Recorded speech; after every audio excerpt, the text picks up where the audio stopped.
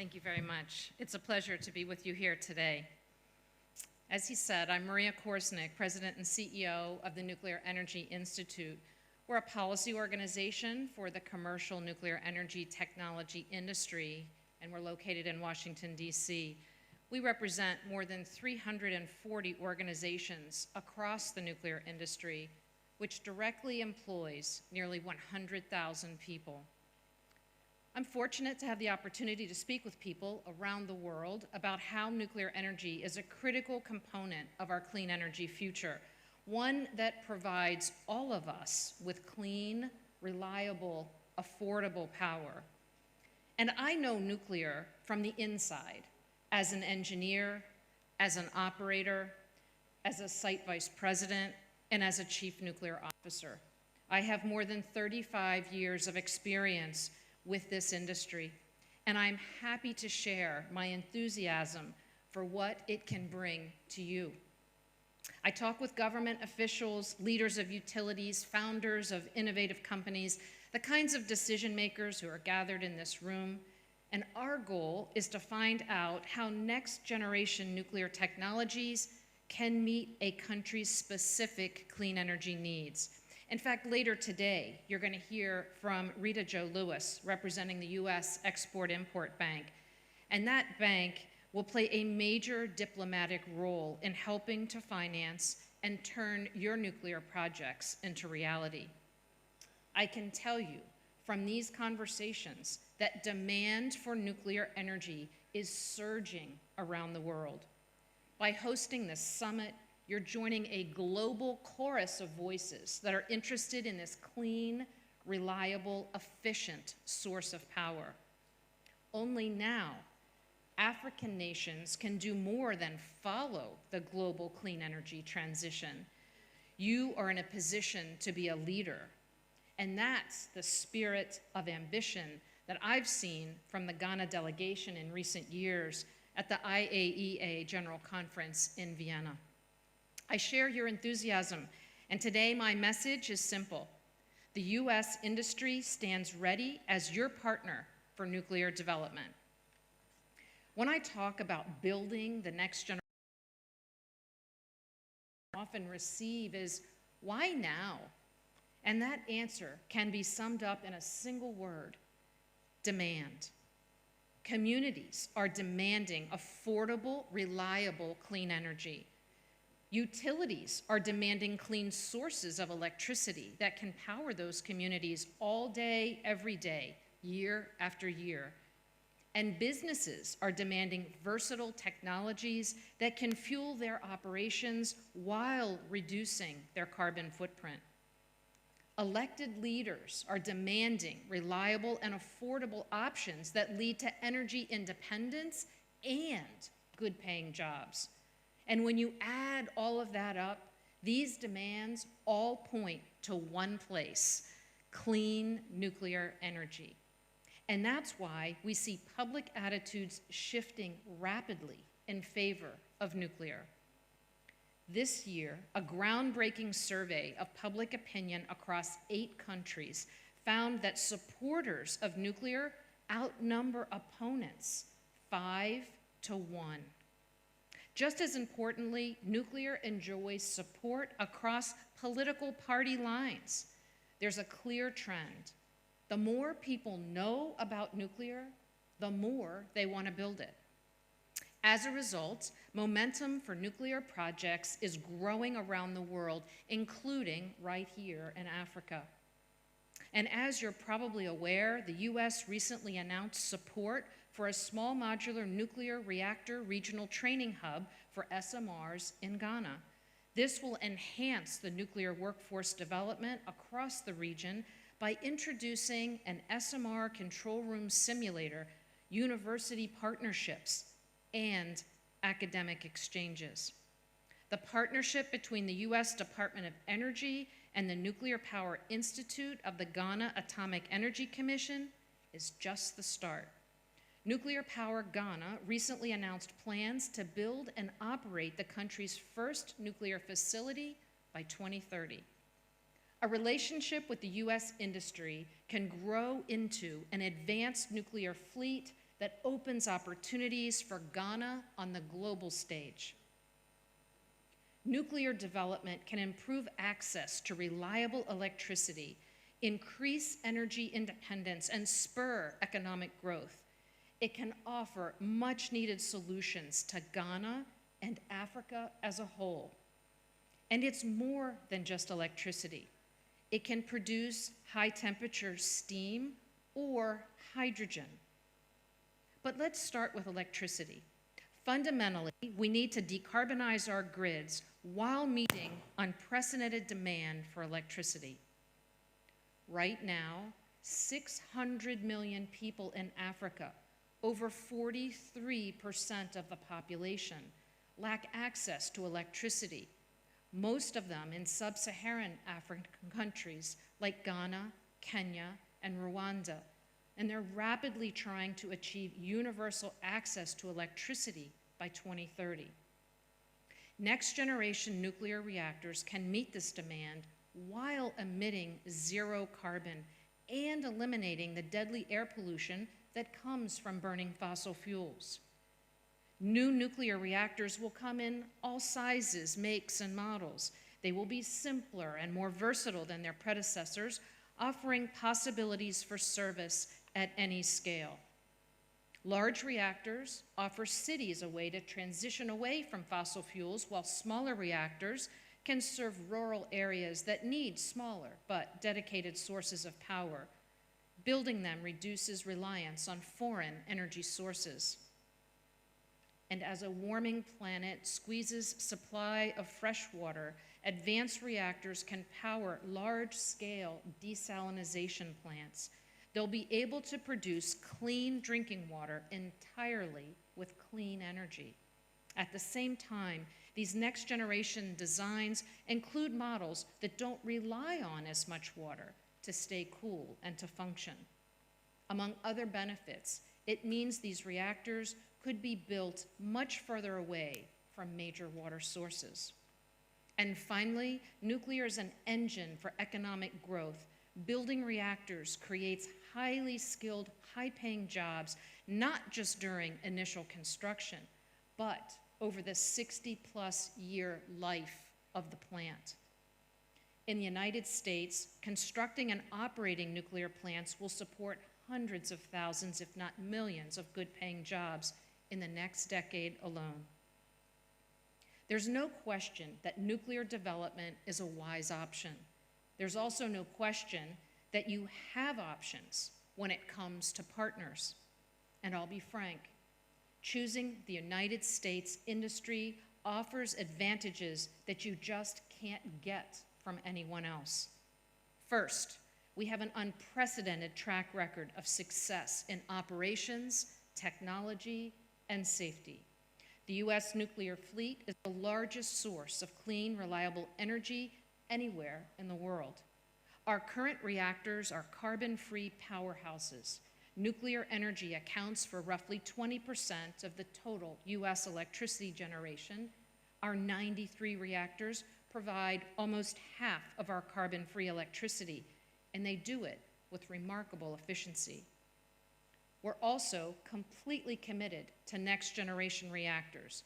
The Department of Energy estimates that U.S. nuclear capacity would triple by 2050, which translates to hundreds of new reactors.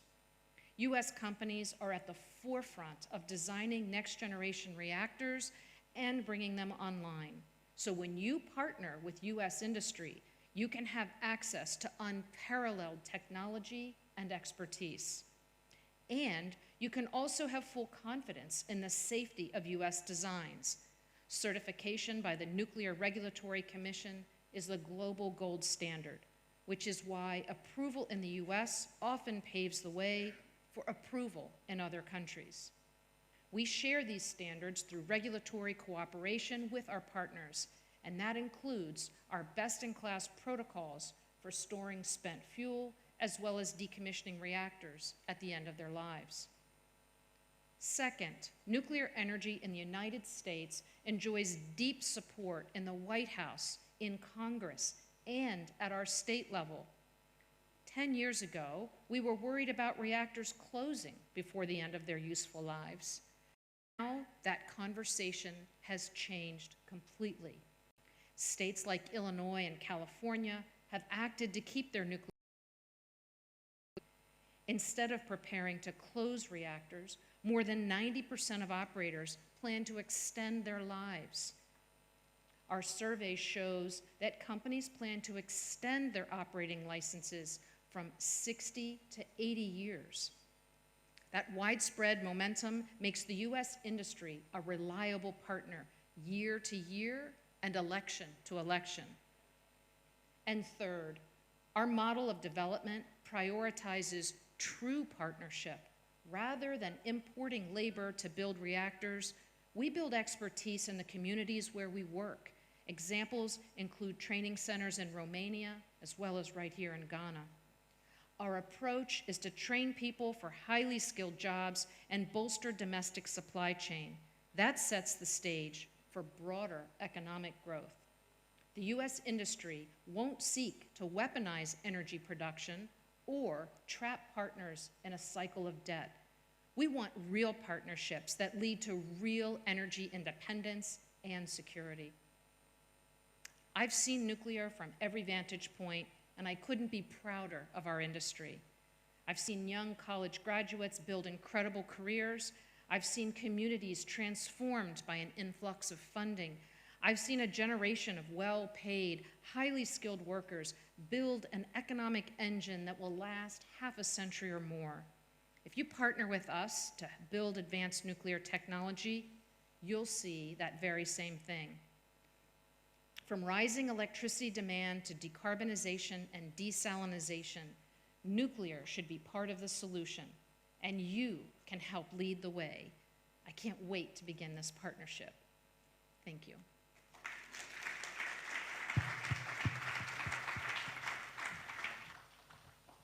Thank you so much. And I'm delighted to begin this panel discussion. I'm Jennifer Gordon, and I'm the director of the Atlantic Council's Nuclear Energy Policy Initiative. And on behalf of the Atlantic Council, I want to thank the U.S. Department of Energy, the Office of Nuclear Energy, and especially Deputy Assistant Secretary Alicia Duncan for bringing us here, inviting the Atlantic Council to play a role.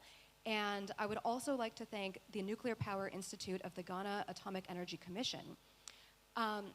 I'd like to welcome and thank our in-person audience and also give a shout out to our virtual audience, which is watching our live stream at AC Global Energy and on Atlantic Council TV, ACTV. And now I'm delighted to introduce our panel. Dr. Mike Goff, who is Principal Deputy Assistant Secretary of the Office of Nuclear Energy at the U.S. Department of Energy. The Honorable Dr. Rita Baranwal, who is Senior Vice President AP 300 at Westinghouse. Ms. Maria Korsnick, President and Chief Executive Officer at the Nuclear Energy Institute. And the Honorable David A. Wright, who is Commissioner at the U.S. Nuclear Regulatory Commission.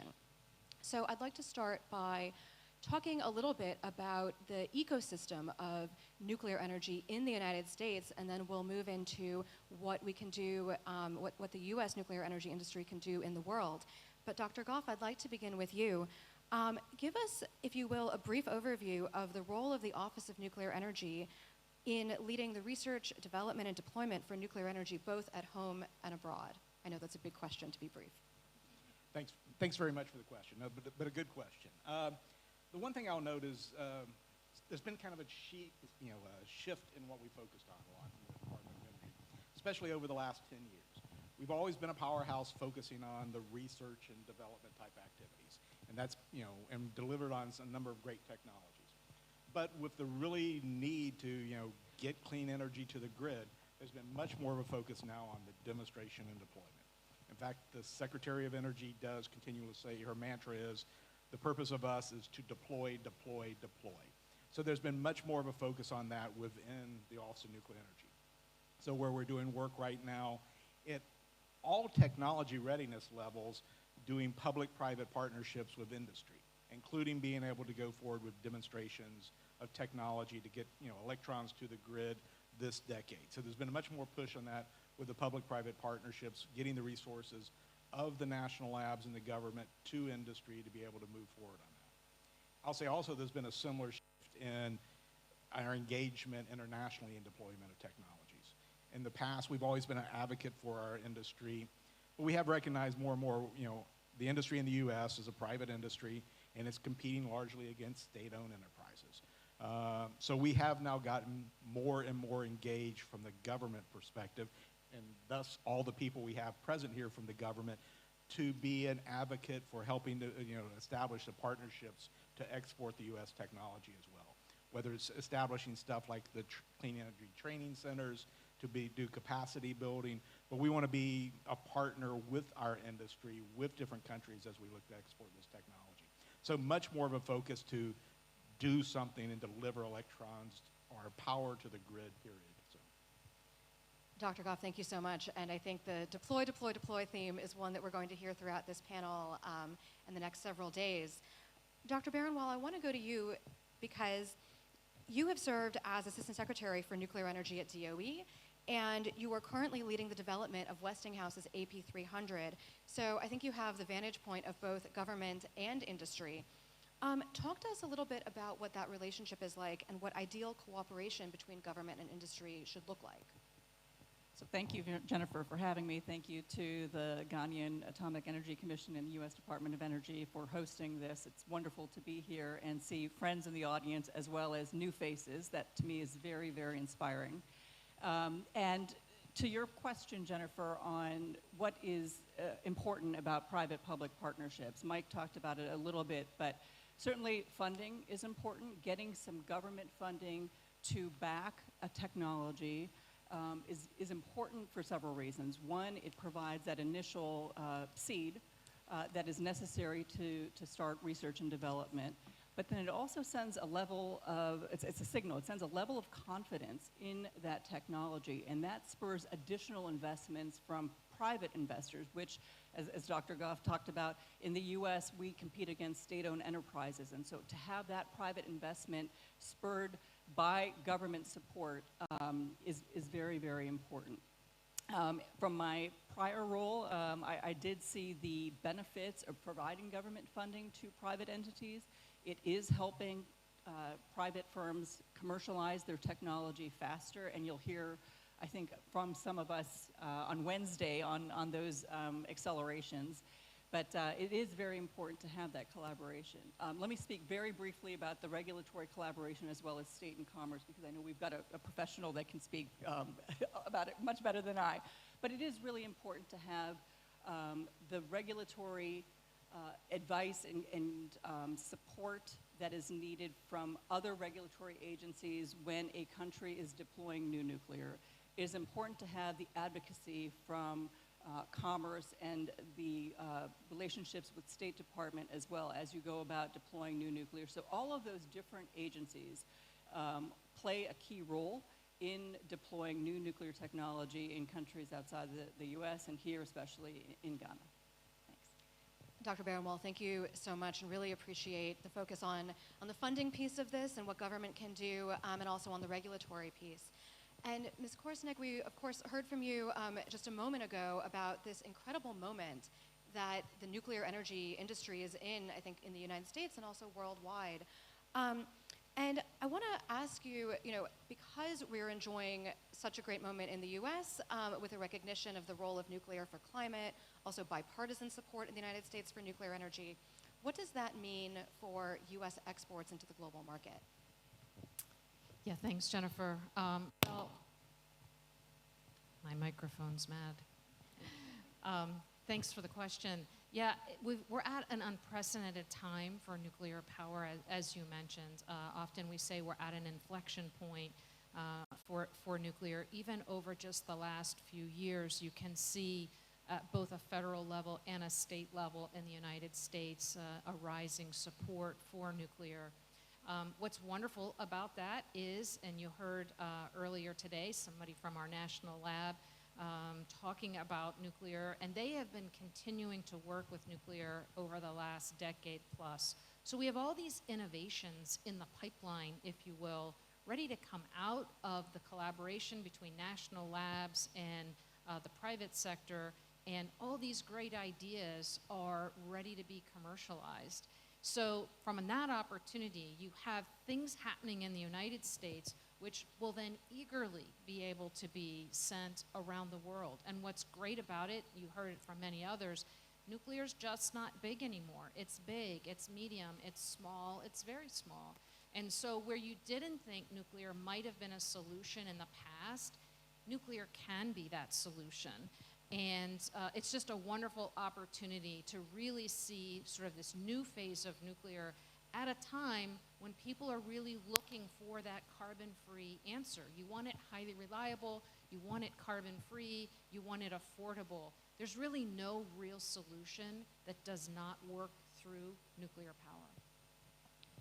Ms. Korsnick, thank you so much. And I want to go, Commissioner Wright, to you because I think that the regulatory piece is really the key to unlocking the next generation of advanced reactors. It's the key to deploying globally and at scale. So tell us, as you look to license this next generation, what is working well, and are there additional opportunities to increase the licensing process? Yeah. Same gun, it sounds like. So, Jen, thank you for the question. You know, it's a new day in nuclear, right? We're not doing big plants that are all different. You know, now we're looking like when the small reactors come along, they might be more standardized so that we can get things moving quicker. So it's really important right off that we engage early with any stakeholder, any potential vendor, licensee that needs our approval for anything, that we get them into the NRC early, that we find out anything that might be new and novel that we maybe aren't prepared for. So that communication part of that is really, really important. Then on top of that, you know, we've got a, I think with the larger reactors, things are moving slower usually because they're all one-offs. But with the new ones, things seem to be going better. You know, we've been working really close with Kairos and Abilene Christian with the test reactor that they're getting ready to build, and NuScale, obviously, we've gone through the process with and they're about ready to go. So I think that from that perspective, we're doing a pretty good job. I've been hearing in the meetings that I've had with potential licensees and from trade associations and NGOs that are coming in, that the pre-application talks are going very well. But there's more that we can do. We can always be better. We've got to be more efficient, and we've got to be as transparent as we can be.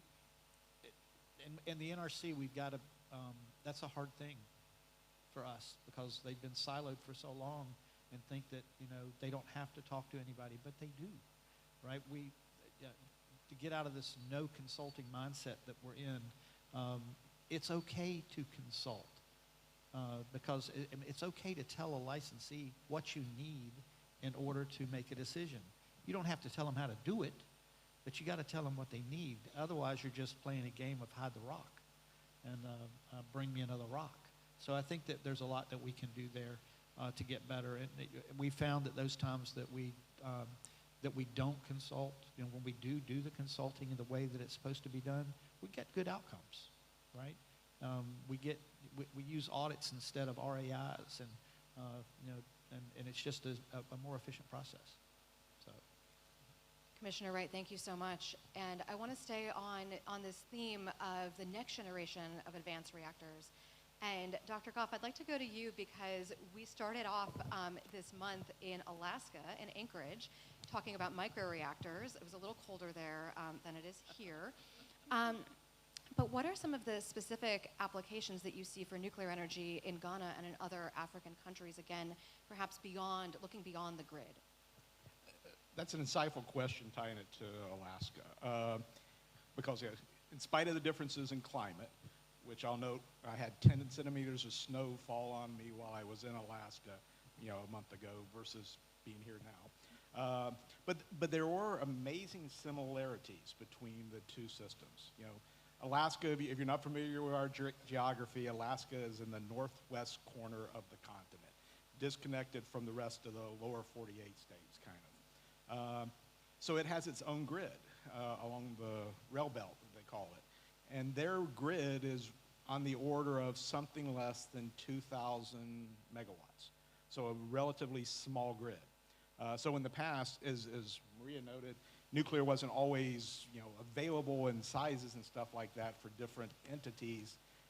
They're in a similar situation to a lot of the African countries that, now you may not be looking at a gigawatt of power, which Alaska can't handle a gigawatt of power. They're looking at more something that can fit into this 2,000 megawatt grid or go to remote communities. So now there is much more openness with being able to deploy small modular reactors, something less than the 300 megawatt size, but also a lot of the micro reactors. And similar to the studies we're doing there, they're looking at being deployed for remote communities to provide very resilient power, but also be able to provide, power to spur industry, to spur the mining industry. Mines use on the order of 5, 10 megawatts of power. You can deploy these microreactors to power those industries. They're also looking at for district heating, for desalination. So it's really interesting the parallels between a lot of the African countries and Alaska that we're looking at trying to exploit nuclear technology there that I think we can learn from those things to apply to the continent here as well now. So. When you're talking about the mines using and mining technologies using power, right now the power is primarily coming from diesel, correct? That's right. So again, we'd be looking at replacing fossil fuels, whether it's diesel, oil, or coal, with a clean power source and a clean, very reliable, in many cases with the microreactors, multi-year power source for these remote applications or applications that need very resilient power for your critical infrastructure, for universities, so. Wonderful, thank you so much. And Dr. Barenwal, I remember earlier this year reading the press release about the AP300, which for those of you, if anyone here has not seen it, there's a schematic drawing of the AP300 fitting into 1/4 of the size of a football field. So I thought that was really exciting, but even more exciting was when I saw your name next to it. So that was fantastic, and I'd like to ask you, talk a little bit about where the AP300 fits into the nuclear energy ecosystem in the United States and eventually in the global market. Great, thanks, Jennifer. So I'm really proud to lead the deployment of our AP300 small modular reactor. It is a 300 megawatt electric reactor, and it's derived from our AP1000, which is a gigawatt-sized reactor. Dr. Wagner alluded to the first new nuclear build in the United States in decades, and that is indeed an AP1000 reactor. And the second one is due to come online in several weeks here, so we're very much looking forward to that. The reason I bring up AP1000 is that it is certainly licensed, constructed, and operating, not only in the United States, but also there are 4 reactors in China that have been successfully operating and also providing record-breaking performance, which is a testament to that design. So AP300 is a smaller version of AP1000, and the reason that we launched it in May, one of the questions I often get is, Westinghouse, you're late to the party. And I respond to that, well, we might be late to the party, but we might actually get to the finish line first, because we are working with a design that has already, at a larger scale, been licensed by not only the US NRC, but also the regulatory authority in the UK, as well as in China. And as I just mentioned, they've already been constructed and operating very successfully.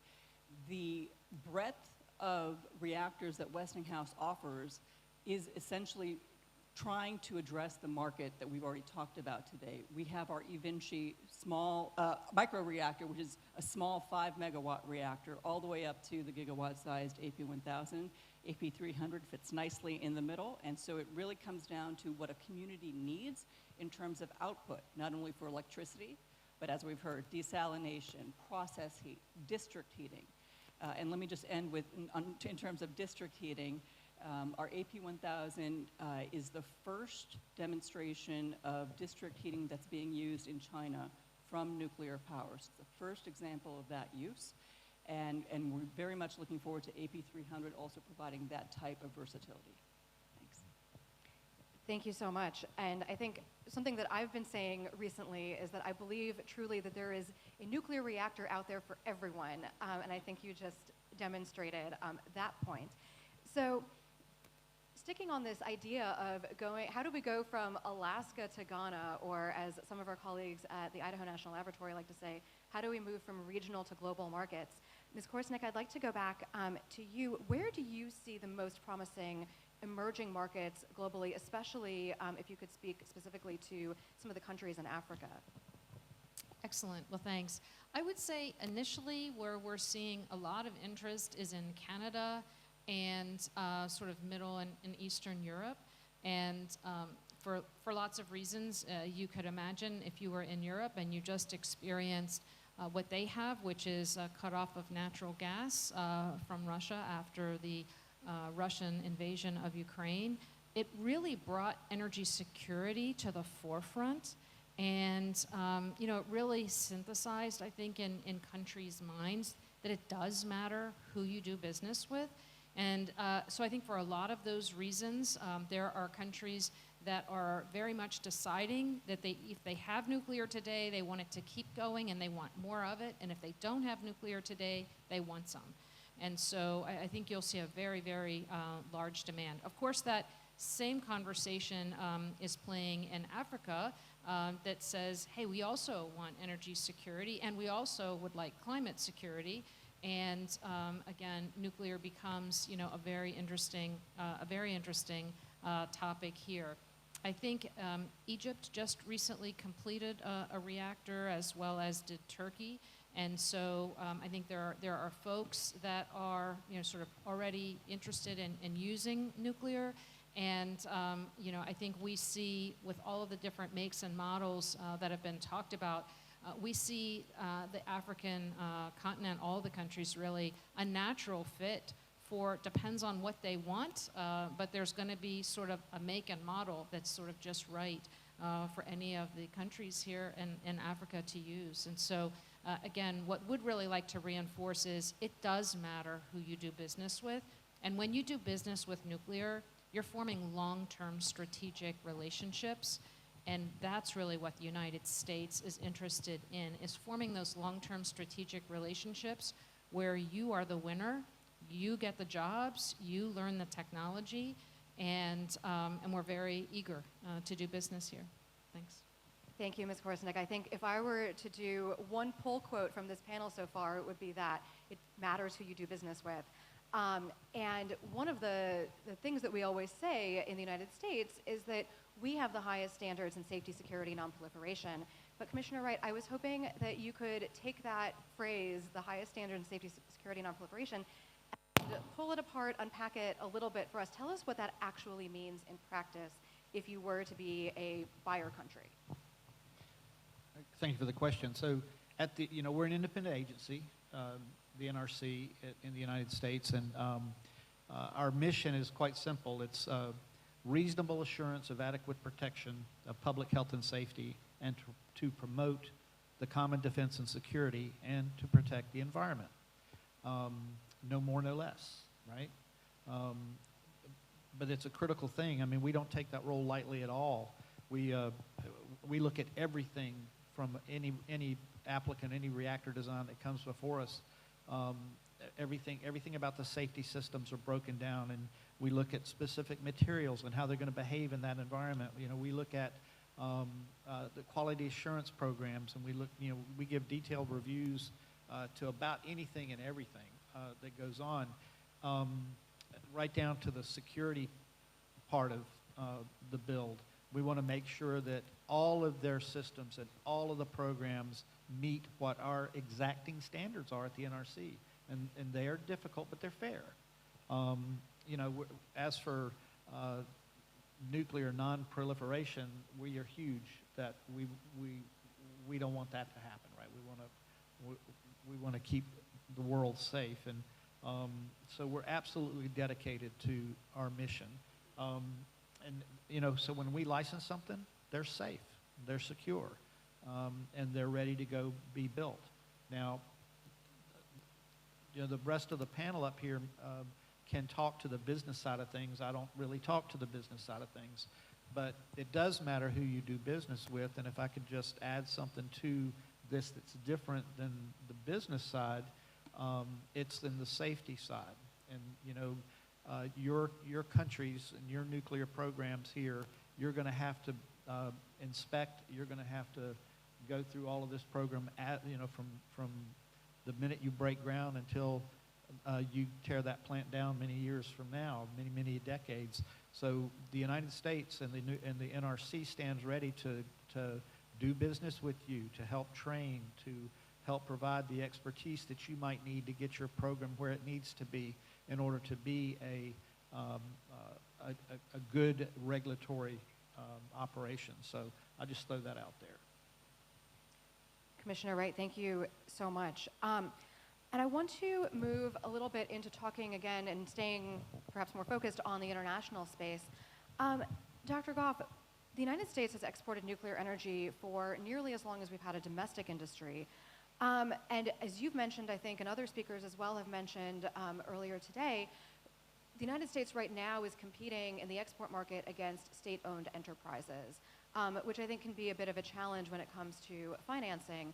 But last year, I was very encouraged to learn about the agreement between the United States and Japan to cooperate on the development of SMRs here in Ghana. So I want to talk about, or think perhaps about, this model of how the United States and our civil nuclear allies can cooperate, can co-finance, can work in emerging countries, in emerging markets, again, to compete effectively against the state-owned enterprises. So could you shed a little bit more light on this model of cooperation?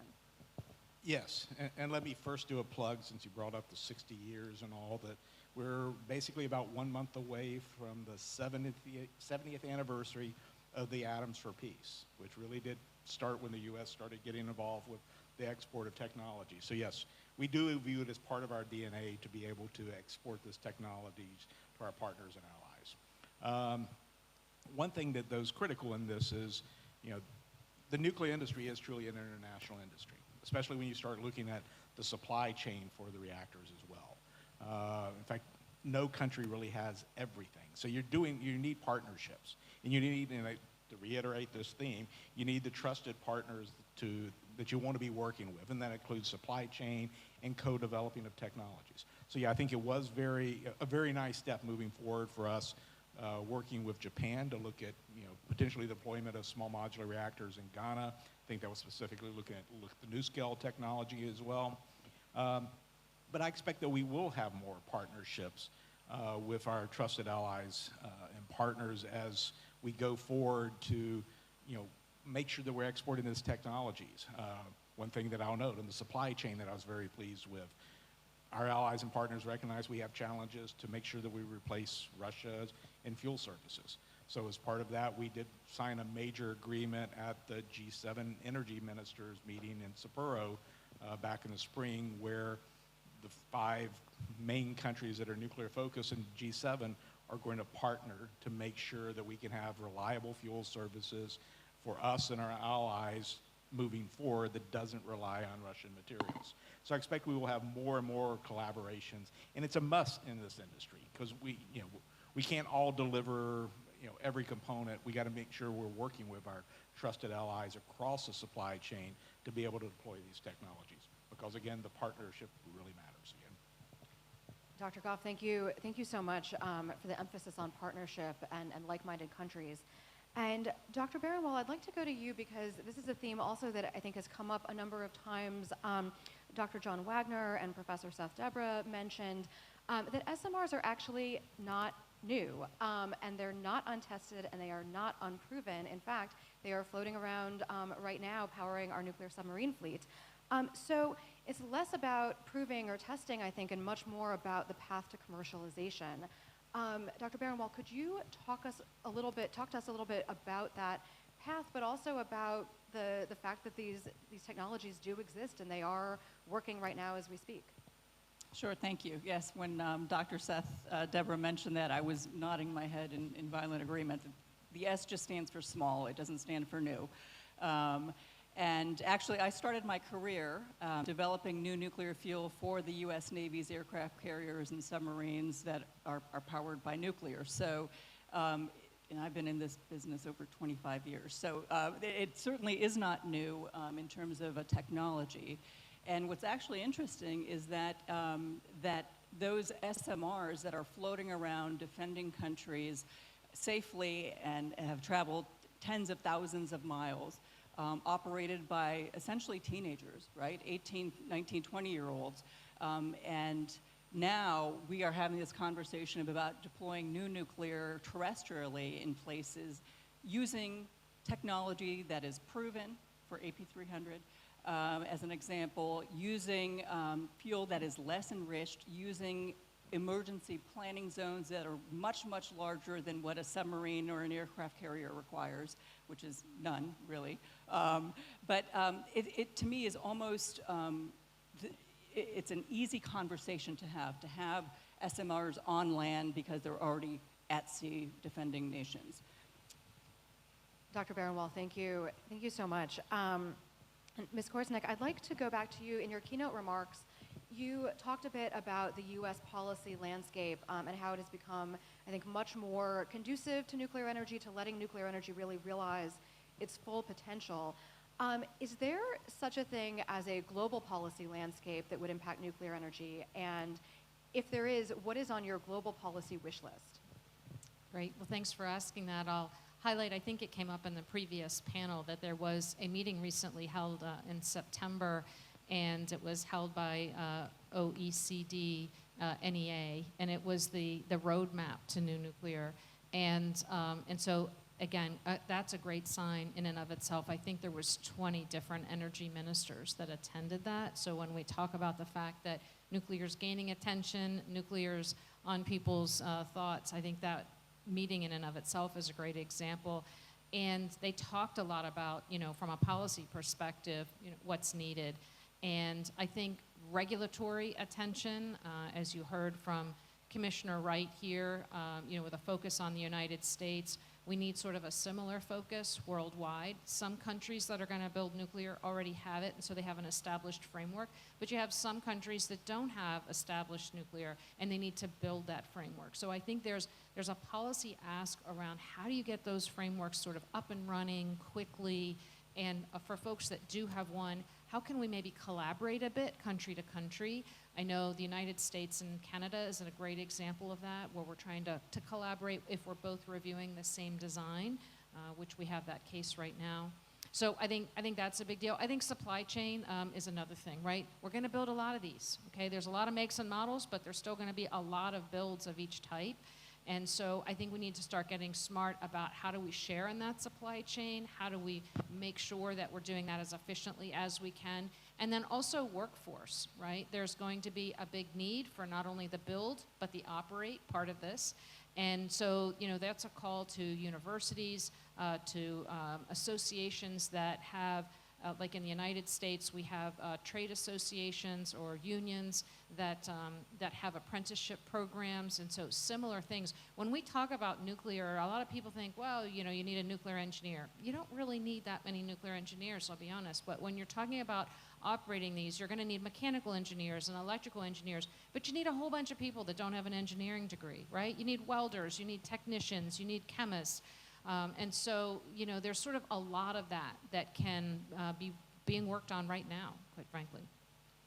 Ms. Korsnick, thank you so much. And I always say that I think that it's fitting for the regulatory speakers to have the last word because, again, I really do believe that you are the key to all of this. So, Commissioner Wright, if you would leave us with some concluding thoughts on the next steps for the global nuclear energy industry and what success looks like from a regulatory perspective. Well, first off, again, I said to start with, it's an exciting time, and it's an exciting time to be a nuclear regulator right now. There's a lot going on. I mentioned earlier that I think I threw out Kairos and NuScale as two of them, and Abilene Christian with a test reactor as some, but we have some 15 other companies before us right now with designs for advanced reactors, small reactors, and the like. So it's a busy time. And the thing that is important for us is that we have to get it, we've got to be efficient in what we're doing because we don't want to be the reason somebody doesn't get to market. If they're safe and they can get there, we need to make sure it's done as efficiently as possible because, again, I think we owe them a fiduciary responsibility. If they're going to pay us to review, we need to do it in a timely way. And that's why early engagement has been so critical. We're getting great information. That makes the quality of the application better. Maria mentioned that we had a memorandum of cooperation with Canada. We're also reviewing several designs that are going to go through the licensing process through both our countries, but we're going to use the same detailed package of information to submit to both countries so that they can, do their licensing process and keep that sovereignty from each country, keep that whole.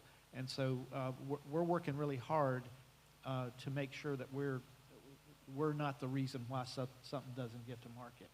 Because it's not just important to the United States. If we can license something in the U.S., then internationally, these things they're going to be viable because countries, as we have seen, they look at the United States, and if we say it's good, they're going to invest in it and bring it to their country. So again, we want to help. Now, as far as what's going forward, obviously we've got to be efficient. We have a new rule that we're trying to develop. It's called Part 53. I have cast my vote on that already, made it public. The staff came in with their proposal. For me, it was a little bit more, it was big and too many pages. So I kind of streamlined it down.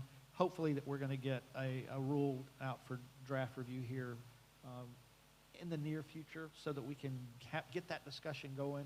And those people who want to use Part 53 can. Right now they're using Part 50 or Part 52, and that pathway is there, and we're going to do everything we can to make that as efficient as possible too. So going forward, it's about being mission focused. It's about being risk informed and keeping those lines of communication open, and we're going to do our job. We're going to do our part so that we can help these companies get to market and do what they need to do. Thank you, Commissioner Wright, and I think that's a fantastic. One last thing. Please. I just wanted to say this. Our job at the NRC is to enable the safe use of nuclear, not disable it. Okay.